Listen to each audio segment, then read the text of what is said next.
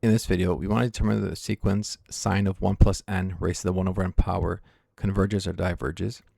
And if it converges, we want to find its limit. So the way we're going to approach this is first ignoring the sign. And we're just going to focus on the inside. So what is the limit as n approaches infinity of 1 plus n raised to the 1 over n power? Note that as n approaches infinity, we get infinity to the 0 power, which this is an indeterminate form.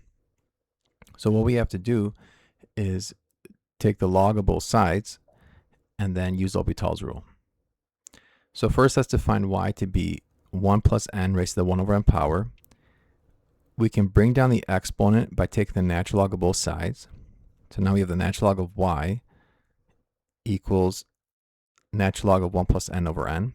So this 1 over n will come out in front. And so as n approaches infinity, the natural log of 1 plus n over n goes to infinity over infinity, which is an indeterminate case. So we can use a L'Hopital's rule. We take the derivative of the top and the bottom.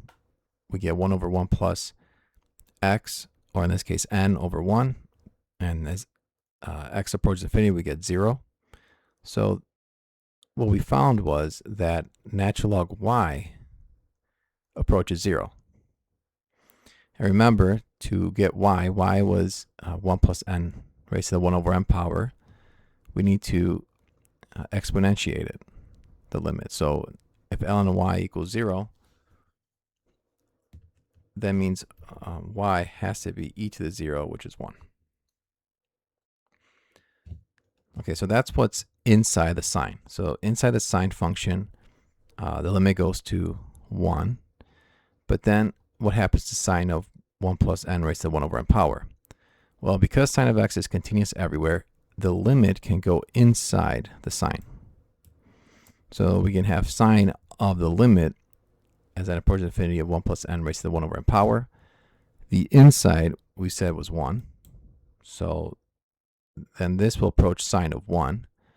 And so this, the limit, the sequence converges to sine 1. And 1 here is the angle in radians, not degrees.